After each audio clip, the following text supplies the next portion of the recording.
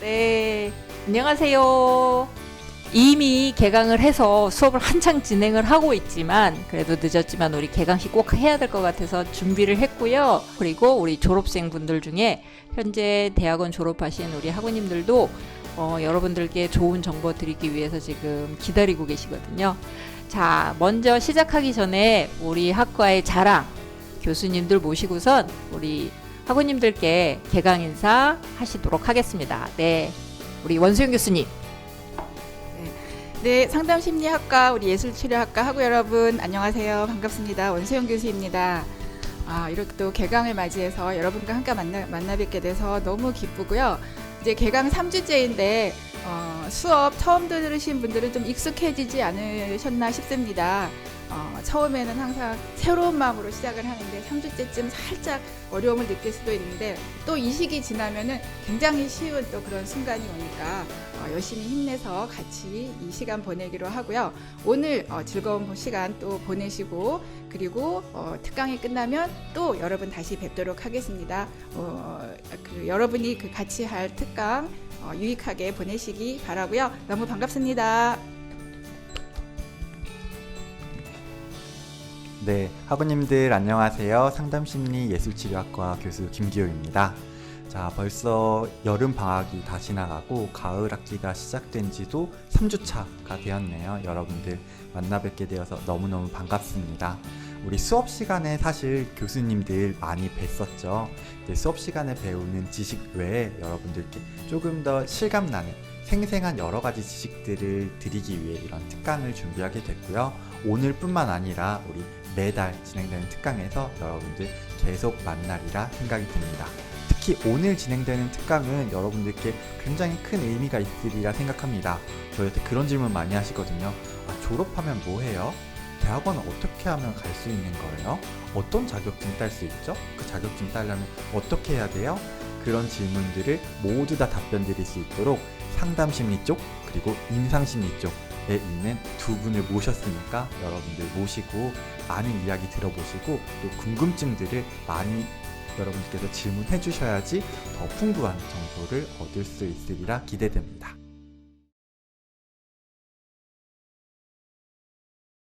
네, 제가 오늘 준비를 한 거는 대학원 진학 특강이라고 해서 전반적인 그 대학원 진학까지 그리고 제가 박사를 올해 전반기에 이제 수료를 하게 되었어요. 그래서 지금까지의 과정을 한번 여러분들께 짤막하게 설명을 드리도록 할게요. 목차를 먼저 보시면 제가 심리상담을 공부하게 된 이유, 그리고 학부에서 심리학을 공부하면서 어땠는지, 그리고 그 다음에 취업을 할 것인가 아니면 대학원에 갈 것인가 고민을 하게 됐고, 대학원을 선택을 해서 학업연구 계획서를 준비하고, 그리고 구술 시험을 준비하는 과정도 짤막하게 설명을 드리고요. 그리고 석사과정, 박사과정을 마친 다음에 미래의 전문 상담사의 전망은 좀 어떤지 간단하게 보시고, 그리고 제가 지금 걷고 있는 전문 상담사의 길에 대해서 여러분들과 함께 보겠습니다.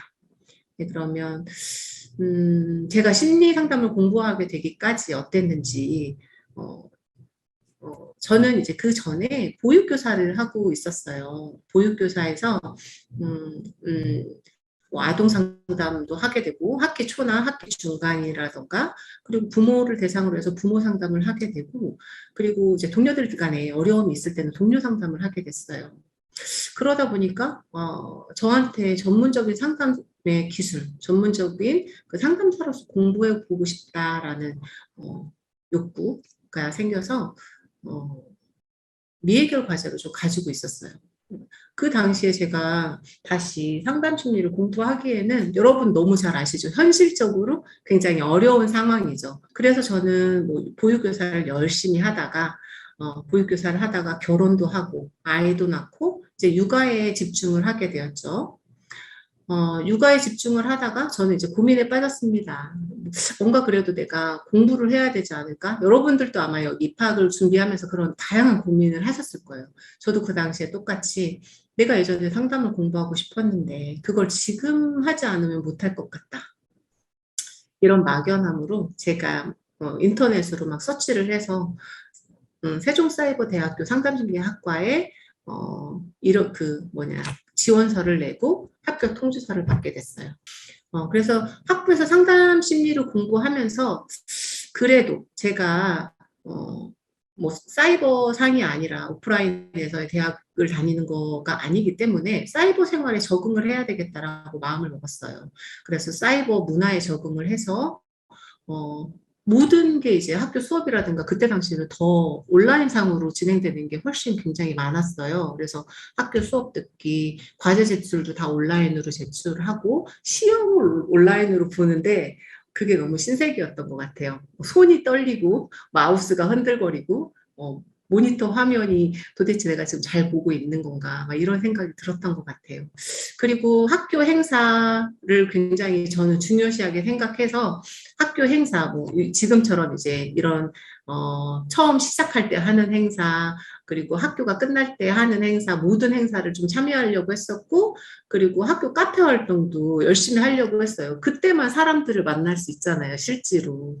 그래서 그런 활동을 되게 열심히 했고 입학 동기, 선후배, 교수님들과 굉장히 좀 잘 지내고 싶어서 노력을 많이 했던 것 같습니다. 그리고 심리상담, 지금은 이제 상담심리예술치료학과이더라고요. 그래서 상담이란 무엇인가에 대해서 이제 공부를 하게 되고, 그리고 뭐 전공 과목 상담도 했지만 저는 사회복지사 아동복지를 복수 전공을 했고요. 이런 과정 속에서 제가 했던 것들은 제일 재밌었던 건 나의 이해를 하지 않, 나에 대한 이해를 한 것이 굉장히 재밌지 않았나 그런 생각이 좀 들고 있습니다. 그래서 1학년, 2학년, 3학년, 4학년을 마치고 취업을 할 것이냐, 대학원에 진학을 할 것이냐라는 또 고민에 빠지게 되죠. 취업이냐, 대학원 진학이냐라는 걸 고민하게 됐을 때 저 자신에게 저한테 물었던 것들이 있어요. 내가 뭘 하고 싶은지, 내가 원하는 게 뭔지를 쓰려니까 안 써지더라고요.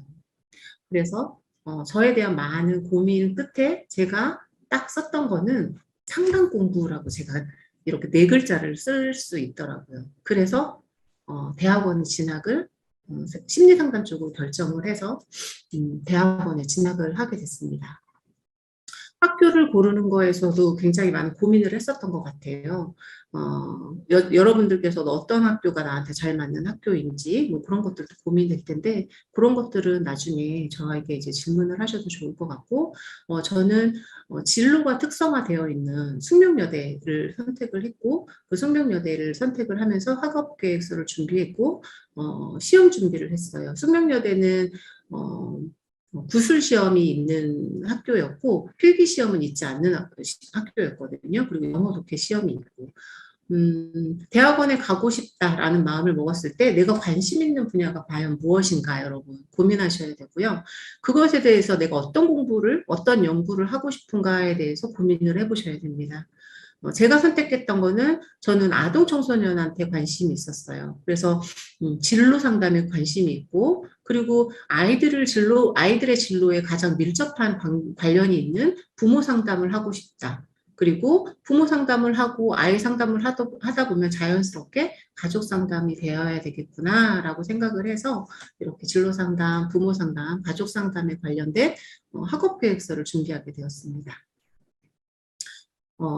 그래서 학업 계획서는 그런 거에 대한 이제 주제를 가지고 이제 여러분들이 어떤 연구를 할지에 대해서 이렇게 쓰시면 되는 거고, 그리고 좀 아까 말씀드렸던 것처럼 학교마다 조금 달라요. 어떤 학교는 구술 시험만 보는 곳이 있고, 어떤 학교는 필기 시험과 구술 시험을 같이 보는 곳도 있어요. 영어 시험을 보는 곳도 있고, 안 보는 곳도 있고, 그건 학교마다 다르니까 여러분들께서 조금 관심 있게 찾아보셔야 될 것 같고요. 구술 시험을 준비하는 거에는 제가 알기로는 우리 세종사이버대학교에는 스터디도 굉장히 활발하게 진행되고 있는 걸로 알고 있어요. 그래서 저 같은 경우는 제가 인터넷에 찾아다니면서 구술 시험이 끝난 다음에 후기를 남긴 그 질문들을 다 모아가지고 한 200~300개 모아서 제가 그거를 하나하나 찾으면서 돌아다녔던 기억이 있는데 여러분들께서는 스터디에서 몇 문제씩 찾기 해서 그거를 모으면은 여러 개가 되겠죠. 세종사이버에 같이 공부하는 학우님들끼리 똘똘 뭉쳐서 시험 준비를 하시라고 알려드리고 싶습니다. 구술 시험하고 뭐 필기 시험하고 영어 독해 시험이 있는데 구술 시험에서는 이런 것들을 주로 봤던 것 같아요. 전공에 대한 그런 관심과 열정을 봤던 것 같고요.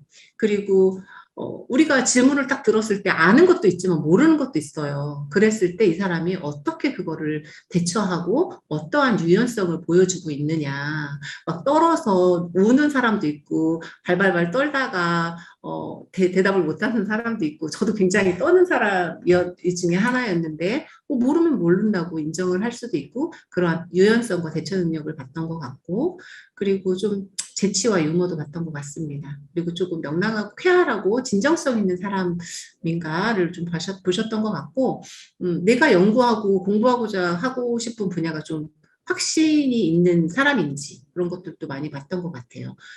그리고 아무래도 이제 심리 상담 쪽은 조금 더 그럴 거예요. 아마 도덕성이라든가 인성, 네, 그런 자질을 좀 본 것 같고요. 대답에 있어서는 긴 설명보다는 좀 압축해서 짧게 명료하게 대답하는 게 굉장히 도움이 됩니다. 정확한 발음도 중요하고 음량이라든가 이런 것들을 다 얼버무려서 낼 수 있는 건 바로 자신감이겠죠.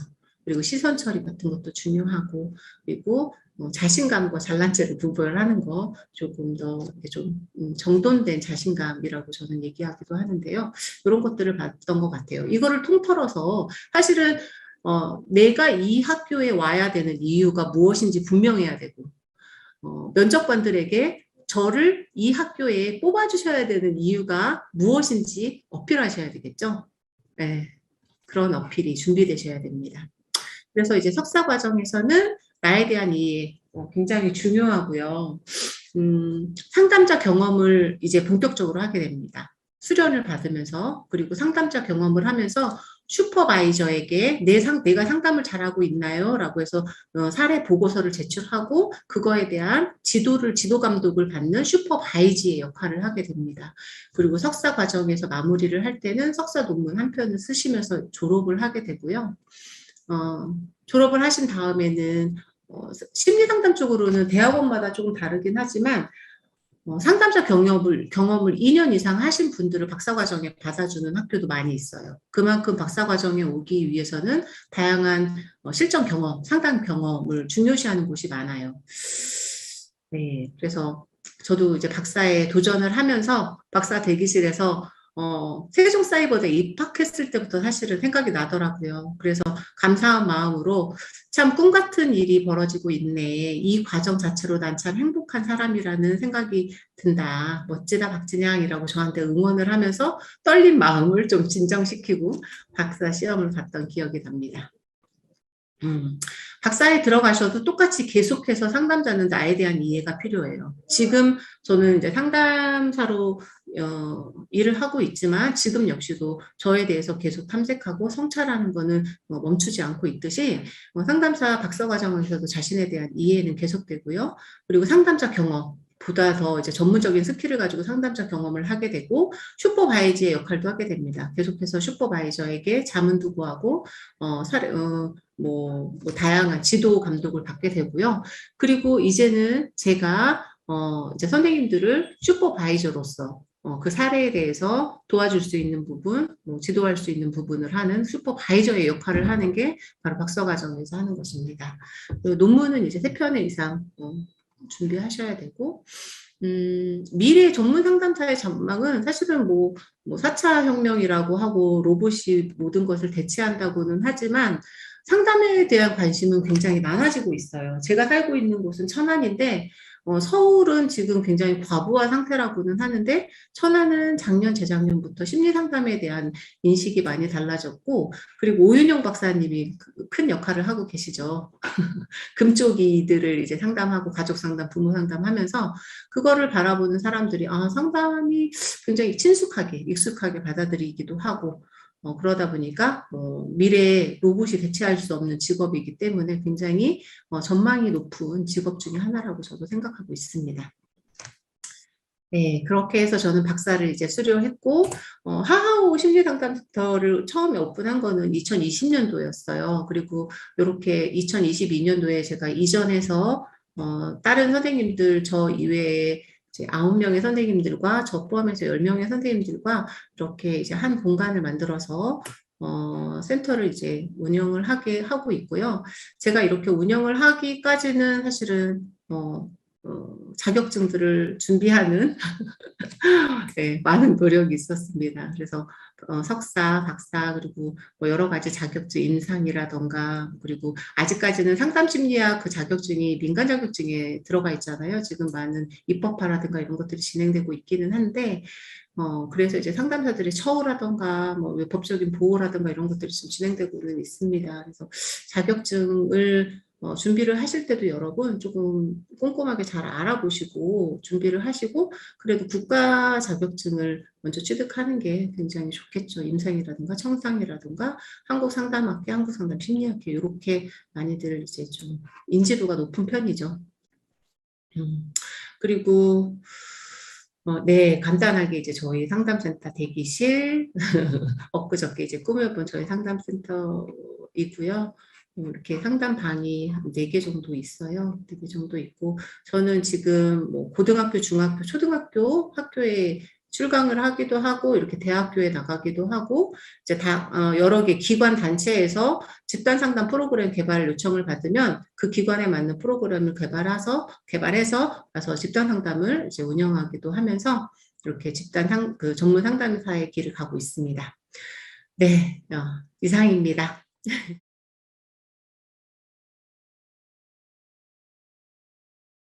전문의 선생님이 자격증 취득하는 과정, 그리고 대학원 진학했던 과정, 준비한 공부 내용들, 그리고 한신대학교 대학원을 왜 가셨는지 뭐 이런 것들을 좀 얘기를 해주시면 좋을 것 같습니다. 네, 저는 이제 맨 처음에 취득한 자격증이 청소년 상담사 3급이었어요. 이제 어쨌든 제가 청소년 분야에 관심이 굉장히 많았었던 상황이었고 국가 자격증이었기 때문에 공부를 시작했고 학교에서 이제 청소년 상담사 3급 자격증 대비반 이제 선배님이 스터디를 또 잘 만들어 주셔가지고 거기서 이제 같이 으쌰으쌰 열심히 해서 거의 뭐 혼자 공부한 것도 있었지만 이제 학교에서 스터디 같이 한 게 도움이 많이 됐었던 것 같아요. 그리고 이제 여기 임상 수련반 있는 거 아시죠? 그래서 임상 수련도 같이 진행을 했었는데 뭐 안타깝게 임상심리사 2급은 아직 취득을 하지 못했으나 이제 어쨌든 임상의 뜻을 두고 한신대학교 정신분석대학원 임상심리 전공을 하게 됐어요. 그래서 졸업을 함과 동시에 조금 다른 이제 발급 기간이 조금 다른 자격증인 임상심리 전문가 자격증 준비하려고 학교 상담센터에서 1년 수련하고 현재 이제 여기 학교에 와서 또 수련 진행하고 있습니다. 그리고 청소년 상담은 계속 진행을 하고 있어요. 그래서 현재는 청소년 동반자로도 활동을 하고 있어서 저의 역할은 이제 청소년 상담사, 임상심리 전문가 수련생 이렇게 봐주시면 될 것 같아요. 그리고 한신대학교 정신분석대학원 임상심리 전공을 선택한 계기는 이제 아까 말씀드렸듯이 임상심리사 2급 수련반 이제 들으면서 이제 임상심리 쪽 분야에 이제 관심을 두게 되었고 뭐 커리큘럼이나 이제 센터를 가지고 있다 학교 내에 센터를 갖고 있다는 점 뭐 이런 것들이 조금 메리트가 있었고 이제 또 회사를 다니면서 다닐 수 있다는 점 뭐 사학기라는 점 뭐 등등 그래서 선택을 하게 됐고요. 그래서 졸업까지 하게 됐습니다.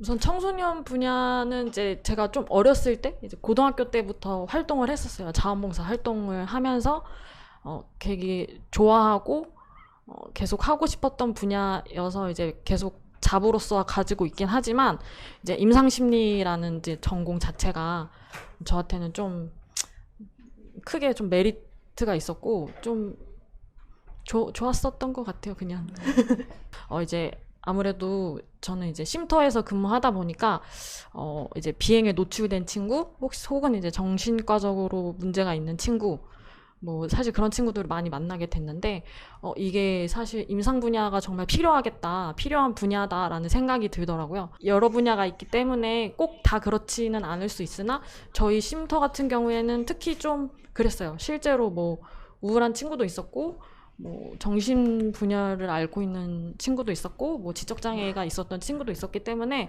이게 정확하게 내가 알고 있어야 이 친구들을 상담하거나 케어하는 데 도움이 되겠다라는 생각이 좀 많이 들어서 재밌어하고 좋아하기도 했지만 이게 좀 더 필요하다. 그리고 약간 치료 계획이나 목적을 세우기 이전에 이제 뭔가 평가를 정확하게 내리는 것들이 전 더 중요하다는, 이제 이건 전 개인적인 생각인데 중요하다고 생각을 해서 이제 임상을 좀 더 공부하게 됐습니다. 네.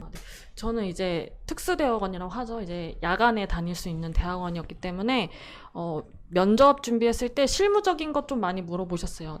네가 지금 할 수 있는 뭐 검사나 뭐 상담이나 이런 경력들 조금 많이 물어보셨던 것 같아요. 그래서 그런 부분들 뭐 할 수 없어도 잘 내가 공부하고 학부에서 많이 공부했고 그런 것들을 조금 면접 장면에서 어필하면 충분히 이제 합격은 하실 수 있을 것 같고, 그리고 또 하나는 이제 연구 계획서를 보셨는데 지금 벌써 뭔가 연구에 대해서 고민을 하시면은 조금 어려울 수는 있는데, 이제 대학원을 준비하시기 전에는 어쩔 수 없이 피치 못하게 꼭 고민을 해봐야 되는 분야여서 지금부터 그냥 재미 삼아라는 표현이 좀 그럴 수 있는데 고민해보시면 좋을 것 같아요. 각자의 뭐 지금 직업들을 가지고 계실 수 있잖아요. 뭐 혹은 아니면 관심 있는 분야가 있을 수 있고, 그런 분야에 내가 좀 어떤 부분에 대해서 연구를 하고 싶다, 이런 부분들을 조금 생각을 해보시면 나중에 그런 연구 계획서 작성하실 때 훨씬 많이 도움이 되실 것 같아요. 그래서 연구 계획서는 이제 저는 청소년 분야에 관심이 당시에는 많았기 때문에 청소년 관련 이제 계획서 작성해서 제출했고, 이제 면접 장면에서는 제가 실무를 근무하고 있었기 때문에 뭐 이런 했던 경험들, 그런 것들 이제 잘 말씀드렸고, 그리고 한신대의 장점은, 그래서 임상심리 전문가라는 자격증을 취득하고 싶으시면서 일도 하셔야 된다 하면은 저는 너무 좋다고 생각하는 게 그 학회에서 원하는 과목들이 있거든요. 이런 과목들을 이수해라, 너는 우리 자격증을 딸 수 있는 자격이 주어져라는 그런 과목들이 있는데, 그 과목이 커리큘럼이 잘 짜여져 있고, 또 하나의 큰 장점은 이제 학교 내에 센터가 있는데 임상심리 전문가 필수 수련 1년 과정이 수련이 가능합니다. 물론 이게 다 붙여주는 건 아니에요. 근데 졸업생 1순위, 그 해 졸업생이 1순위이기 때문에 전문가 취득을 원하신다면 입학하셔서 졸업하시고 그 학교 센터 내에서 1년 필수 수련까지 마치신다면 이제 나머지 일반 수련 1년만 하시면 되니까, 한신대는 이제 일하시면서 임상심리 전문가 준비하시기는 저는 참 좋은 학교다라고 생각하고요. 물론 이제 교수님들 너무 좋으셔가지고 이제 강의의 질이나 뭐 강의 내용도 너무 좋고요. 네. 아유, 많이 도움이 됐죠. 저 실제로 지적장애 친구들도 실제로 보고, 그리고 좀 이렇게 병원에서만 볼 수 있는 친구들도 가끔 있거든요. 오래 있지는 않지만 이제 정신병적 장애를 갖고 있는 친구들도 뭐 하루 이틀이라도 이제 있을 때가 있어요. 그래서 그런 친구들 보면서 이제 실제 경험을 하는 거죠. 저희가 사실 병원의 장면에서 실제로 보기는 병동이 아니고서는 힘들 수 있잖아요. 근데 쉼터에서는 볼 수가 있습니다. 이러면 쉼터 지원 안 하시는 거 아니에요? 네, 그러실 수 있죠, 당연히. 근데 사실 그 친구들의 표면적으로는 다 그런 모습이에요. 그리고 그렇게 생각하면은 되게 뭐 미울 수도 있고 얄미울 수도 있고 이런데, 사실 들여다보고 저희는 이제 상담 공부하고 심리 공부하는 사람들이잖아요. 사실 그 친구들 더 얘기하고 들여다보고 그러면 사실 제일 처음 1차적인 이제 부모와의 그런 긍정적인 경험들 못한 친구도 굉장히 많거든요. 그래서 되게 안타까워요. 같이 이제 이야기하고 같이 생활하다 보면. 그래서 되게 성인과의 제일 친밀해야 되고 제일 이제 당연히 긍정적인 경험을 했었어야 하는 부모들이랑 그런 것들이 안 돼서 그렇게 된 친구들이 많기 때문에, 저희 이제 쉼터에서 지내면서 선생님들이랑 그런 긍정적인 경험을 조금 하고 나면 뭐 엄청 좋아졌다라고 말씀드리기는 조금 그런데, 그래도 조금 그런 경험을 그 친구들한테 줄 수 있다는 거에 대해서 저는 조금 의미를 갖고 일을 했었던 것 같아요. 뭐 센터마다 성향이 조금 달라서 뭐 정확하게 이렇게 그렇다라고 말씀드리기는 조금 어려울 수 있는데, 우선은 제가 있었던 쉼터에서는 상담 심리 학부생도 멘토링으로 참여할 수 있게 자원봉사를 뽑았었어요. 심리 전공 하셨다고 상담 전공 하셨다고 바로 투입하지 않아요. 당연히 사전에 교육하고 어떤 것들 조심하셔야 되는지 청소년들 만날 때 뭐 유의할 점 혹은 뭐 기본적인 상담 기술 같은 것들 다 교육해 주시거든요. 쉼터 같은 곳은 사실 굉장히 열악하기 때문에 자원봉사자들 굉장히 많이 뽑습니다. 그래서 지원하시면 도움 많이 되실 거예요. 그런데 이제 아마 2학기 때부터는 좀 상황이 달라지지 않을까. 왜냐하면 또 가출 청소년 아이들이 코로나 때문에도 또 많이 늘어났어요. 그래서 좀 상황이 우리가 좀 가서 봉사를 할 수 있지 않을까라고 생각이 드는데요. 우리 협약되어 있는 데에서 아마 요청이 올 겁니다. 그러면 제가 공지 드릴 테니까 관심 있는 우리 학우님들 가서 자원봉사 한번 해보시고 쉼터 경험도 해보시는 게 저는 좋을 것 같아요. 우선 존중하는 태도가 가장 중요한 것 같아요. 이게 아무래도 이 친구가 잘못해서 오는 경우들도 좀 많거든요. 쉼터에 오는 친구들 같은 경우에는. 그러면은 약간 더 센 척을 한다거나 이런 경우들도 있는데 약간 존중하는 태도를 좀 보여주면서 뭐 흥미 위주의 얘기 많이 하죠. 뭐 요새 관심 있는 뭐 BTS나 이런 것들도 뭐 이야기거리가 될 수도 있고 뭐 그 친구 관찰을 잘해서 뭐 외모를 꾸미는데 관심이 많은 것 같다. 뭐 매니큐어도 바르고 뭐 이런 주얼리도 많다 이러면은 뭐 그거 예쁘다 뭐 이런 식으로 좀 그런 칭찬으로 시작을 한다거나 그렇게 했던 것 같아요. 뭐 바로 뭐 상담을 이렇게 상담적 개입을 한다거나 이런다기보다는 청소년들은 특히 더 좀 친해져야 그래야 이제 좀 툭툭 나오는 것들이 좀 있어서 그런 식으로 좀 라포 형성하려고 노력했었던 것 같습니다. 네, 맞아요. 오프라인 모임 정말 열심히 참여했고요. 거의 한 달에 한 번씩 했었으니까. 그리고 이제 이후에 있는 디프리도 굉장히 전 열심히 참여를 했었답니다. 그래야 더 이제 또 같이 공부할 맛이 나잖아요. 으쌰으쌰 하고 이제 정보도 교류를 많이 하고 선배님들이 뭐 족보라고 하나요? 그런 것도 있었어요, 저희 때는. 지금은 족보가 없죠. 없기도 하고 우리 학우님들이 좀 제대로 공부를 해야 된다 이런 생각이 있으셔서 그런 거 자체를 아예 묻지 않으시더라고요. 좋네요. 네, 훌륭하시죠. 훌륭하십니다. 네. 쉼터랑 이제 대학원 같이 다닐 때가 진짜 제일 힘들었었던 것 같아요. 쉼터 5년 근무했는데 대학원 이제 3년 이제 근무하고 2년 이제 대학원 다녔거든요.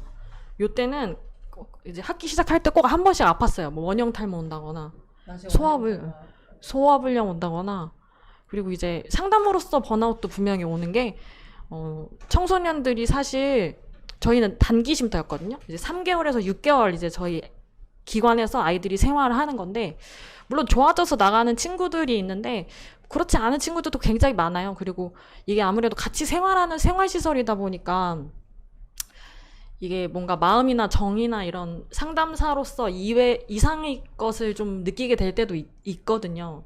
그러면은 또 그런 친구들한테 또 이 친구가 안 좋아져서 나가거나 혹은 그 친구가 이제 저에게 상처를 주고 떠나면 이제 좀 많이 번아웃 되긴 하더라고요, 저는. 그래서 그때 좀 많이 힘들었었던 것 같아요. 우선은 전 청소년 상담을 주로 했었어가지고 마음을 좀 이해해 보려고 많이 노력했었던 것 같아요. 그리고 사실 공감이 잘 안 될 때도 있죠. 왜냐하면 다른 삶을 살았기 때문에 저는 약간 비행에 노출되거나 이런 청소년은 아니었어서 사실 그 친구들이 이야기하는 것들이 완전히 공감이 안 될 때 저는 사실 좀 너무 미안하고 좀 고통스럽다 이런 표현 이런 생각도 많이 느꼈고 이 상담사로서 이 자질에 대해서도 굉장히 많이 생각하게 되더라고요.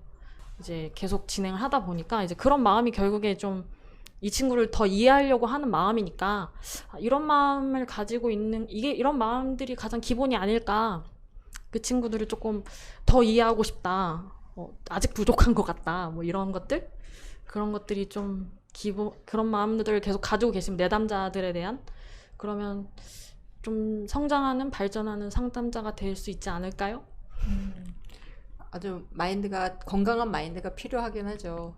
근데 저도 궁금한 게 있어요. 저도 이제 가출 청소년 아이들이나 이런 아이들을 많이 접하지는 않고 일반 청소년 아이들 상담을 많이 하긴 했는데 가출 청소년은 사실 우리 전문의 선생님이 경험해 보지 못한 많은 것들을 경험한 아이들이 있잖아요. 가출팸이라든가 아니면 이제 비행, 약물, 뭐 아니면 폭력, 또 어떤 반사회적 행동, 자, 이런 것들이 많이 노출된 아이들이 쉼터에도 오게 되는데, 그런 아이들 때문에 조금 이야기를 하다 보면 놀래거나 이렇게 되기도 하잖아요. 네. 그럼 그럴 때 어떻게 반응을 해주셨어요?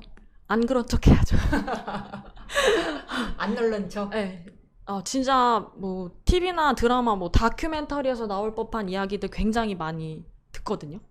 근데 이제 5년 차쯤 되면은 이제 그런 이야기들이 아무렇지 않은데, 이제 초임 때는 제가 상담도 처음이었는데 이제 그런 경험들도 처음이다 보니까 이게 뭐 특히 뭐 성매매나 이쪽 이야기 들으면은 막 이제 표정 관리도 잘 안 되려고 하고 이럴 때가 많아요. 근데 최대한 그런 것들을 이제 노출을 하면 안 되죠.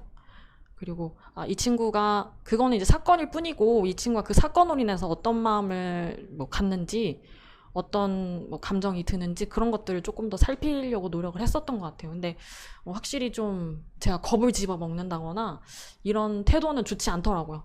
그래서 막 오히려 저한테 좀 폭력적으로 막 이렇게 책상을 두드린다거나 뭐 이렇게 하는 친구들이 있는데, 그럴 땐 조금 더 단호하게 조금 그 청소년 상담은 사실 지도도 들어가거든요.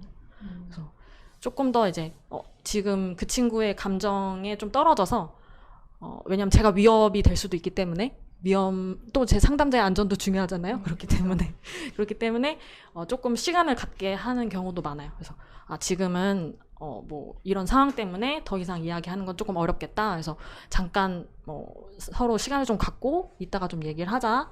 뭐 이런 식으로 리플래시 할 수 있도록 뭐 그런 것들을 했던 것 같아요. 청소년 분야는 조금 젊은 선생님들이 조금 더 편하신 것 같기는 해요. 왜냐하면 이제 아까 전이 역전이 계속 나오는데, 조금 나이가 있으신 분들 만나면 청소년들이 엄마 느낌이 나거나 이래서 오히려 조금 더 라포가 확 형성이 되기도 하지만, 이제 또 엄마에 대해서 좋은 감정이 없거나 이러면 또 이게 확 또 관계가 좋지 않은 경우들도 많더라고요. 그래서 청소년 분야에서는 장단점이 있는 것 같고, 상담 센터나 이런 데서는 제가 이제 이거 면접 갔을 때 들은 이야기인데 그냥 경험이에요. 그 면접 데스크에서 그 얘기를 나누시더라고요. 센터 같은 경우에서는 나이 많으신 분들을 조금 더 지향하신대요. 좋아하신대요. 왜냐하면 엄마들이 나이가 적은 검사자나 상담자는 조금 무시하는 경향이 있다라고 말씀하시더라고요. 그래서 센터 입장에서는 조금 나이가 있어 보이는, 그래서 나이가 조금 있어도 뭐 경영이나 이런 데 문제가 없다면 더 이제 좀 선호하시는 느낌을 받았어요. 제가 면접 봤을 때. 좀 참고가 되셨으면 좋겠어요. 인기 폭발, 막 너무 좋다고 너무 멋지다고 글을 올려주고 계시는데, 나중에 우리 전문의 선생님, 제가 우리 학우님들하고 같이 스터디방 꾸리게 되면 오셔서 좀 나만의 팁, 공부 방법, 혹은 이제 스터디를 잘 꾸려갈 수 있는 방법, 이런 방법을 좀 같이 안내를 해주시면 좋을 것 같아요. 우선 제가 할 수 있으면 도움을 꼭 드리도록 하겠습니다. 네, 감사합니다. 우리 전문의 선생님한테 좀 우리 학우님들 많은 도움이 됐을 것 같은데, 네, 큰 박수 한번 보내드려 볼까요? 감사합니다.